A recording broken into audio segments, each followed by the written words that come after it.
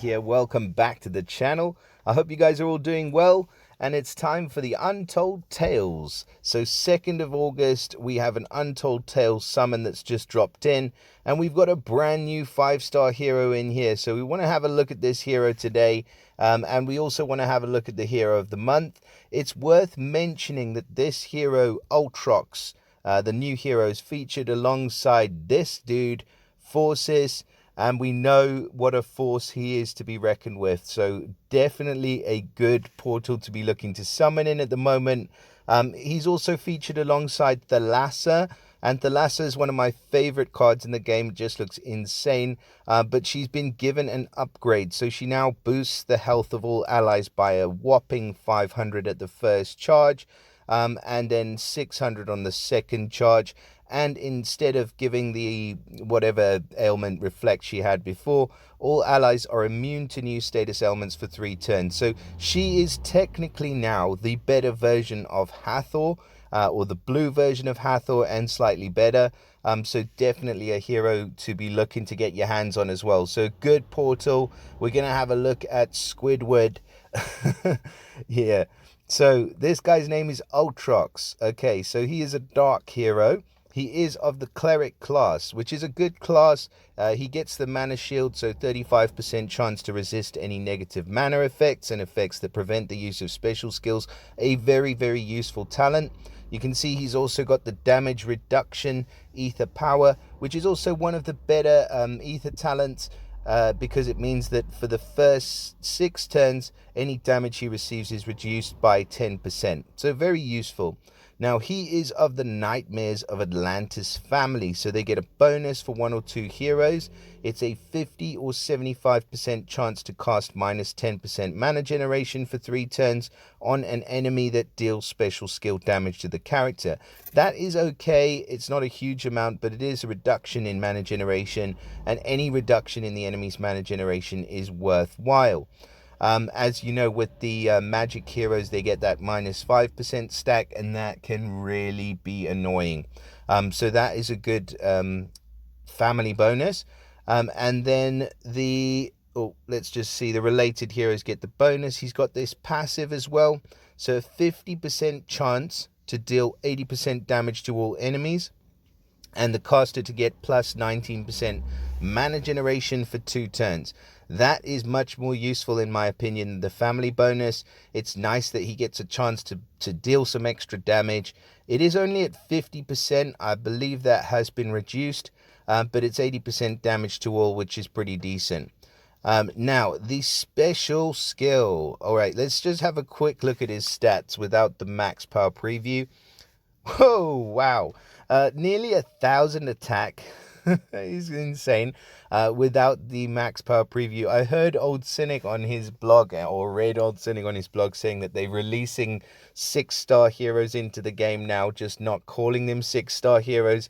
And looking at this guy's stats, I am inclined to agree with that statement. I mean, these are 6-star stats, guys. There's just no 6th star on the card, but actually these guys are in that sort of realm of being super OP, whatever you want to call him.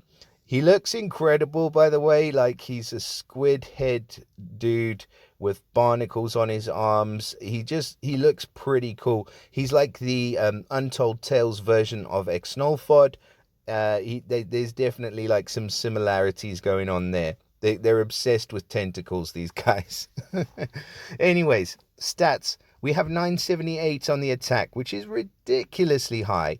879 on the defense, which is really respectable, and 1643 on the health. So extremely good stats for this guy across the board.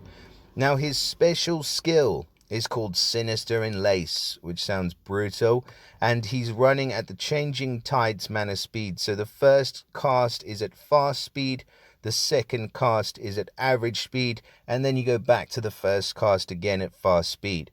Now, he deals 27% damage per each dark shield on the board to all enemies, up to 270% damage in total.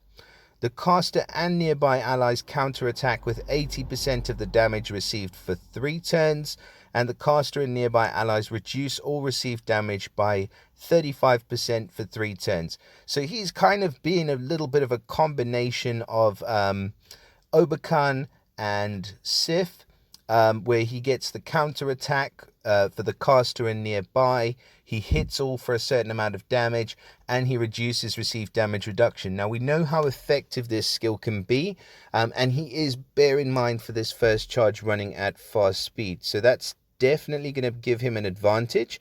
The damage amount or the damage output being dependent on dark shields, I'm not a huge fan of, because you're going to need 10 dark shields on the board to get the damage up to 270%, which is what you want, obviously.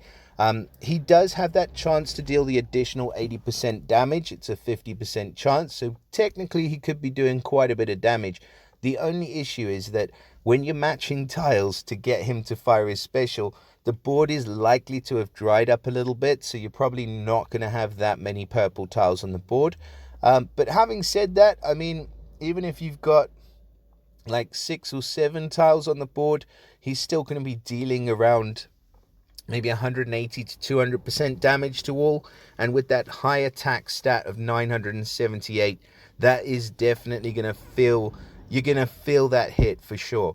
So yeah, I do like this guy. I think that he could stand in as a purple tank. I mean, we are looking at a purple tank meta at the moment for most of us still. So he could definitely fit in that tank position, and be pretty frustrating, because he'll throw that counter attack up and he'll reduce received damage for himself and nearby allies. And also, if you do decide to go with the second limit breaks, he gets the damage reduction talent as well. So that makes him a pretty hefty hero to try and deal with. Now, you can see with the max power preview on those stats, nearly 1300 attack is just crazy high.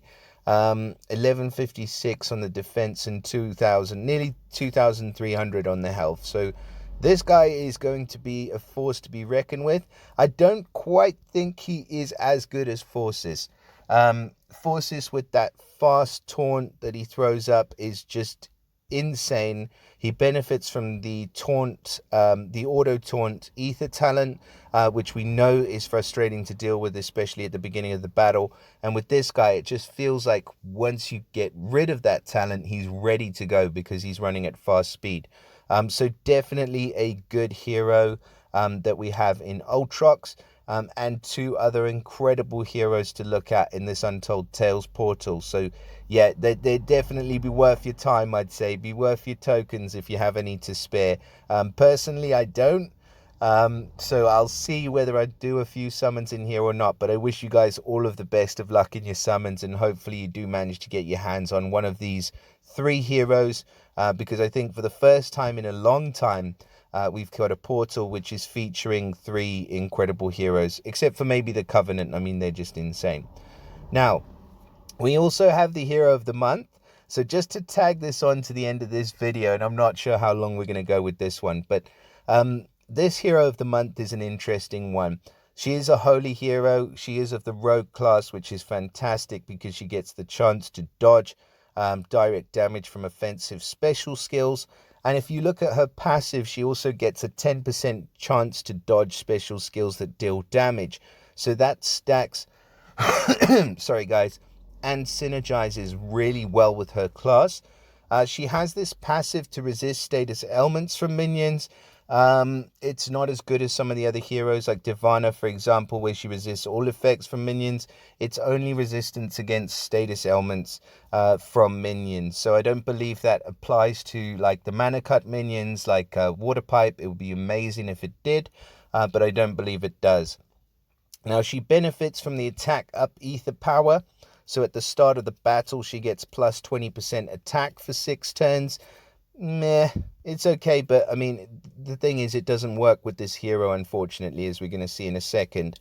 Now, her stats, we're looking at 904, 780, and 1481. I mean, if you just compare those to the hero that we just looked at a second ago in Ultrox, I mean, you can see what I was saying about these being 6-star heroes, guys. They are just ridiculously. There's a huge gap between these heroes and the heroes of the month. I mean, you expect there to be a gap, but 943 team power versus 867. I think that gap is just too much. It's just far too much to really to be warranted or justified, whatever you want to say. Okay, so stats wise, she's okay. I mean, she's got a high attack stat, low defense, and relatively low HP for today's heroes. Now, her special skill, it's stupendous break-in. And it's running at very fast speed, which is cool. I mean, we all love a very fast hero because it's easy to get them to charge in just 2-tile matches. You only need about a 9% increase in mana to do that. And what she does is she steals all dispellable buffs from the target and she randomly distributes them on allies.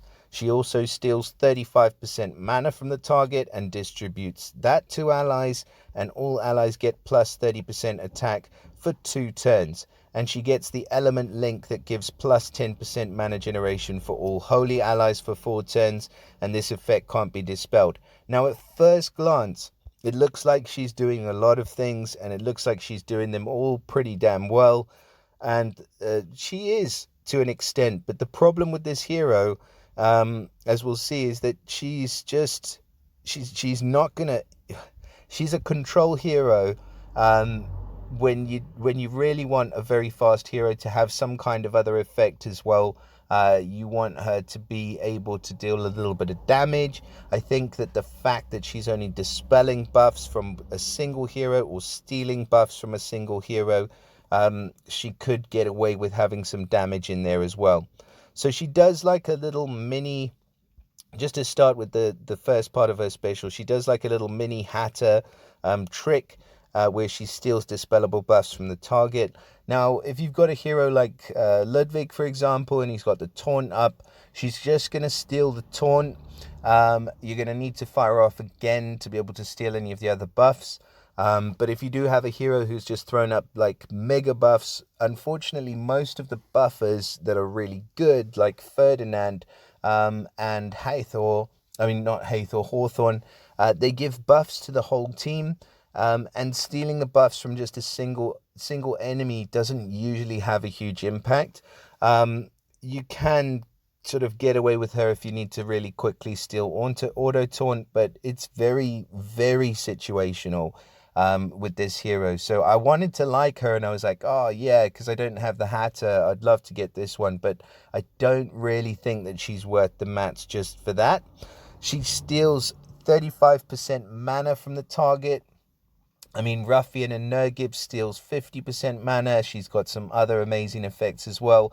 But it's not a huge amount of mana. I mean, even with a fully charged hero, you're only going to be giving the rest of the team, the equivalent of a very small amount of mana, like 5% or something like that, which is, it's not much, honestly. It's not going to make a huge difference. In fact, the best parts of her special are the last two, where all allies get plus 30% attack for 2 turns, and she gives a 10% mana generation bonus to all holy allies that are on her team, which is unfortunate because I really wanted to like this hero, but unfortunately I don't think that she's going to be very impactful. You will find a use for her, maybe if you're late game, and you need a very fast dispeller, just because you need to deal with somebody like Mayo and Ni, for example, throwing up that mana generation buff. But for the majority of us playing, this hero is not going to fit in our rosters, as certainly I wouldn't waste the mats on her myself. So that is it, and those are my thoughts on Ithar. And also on Ultrox, and Ultrox is an absolute G. So if I was going to drop gems or tokens, I'd be doing it in this portal at the moment, because any of these 3 heroes are going to grace your roster, and they're gonna help you out in battle. So Thank you guys for watching. I hope you all have amazing luck in your summons. Please drop us a like, subscribe if you find the videos helpful, and comment and let me know what you think of these new Untold Tales heroes. Alright, that's it for now, guys. I'll see you later.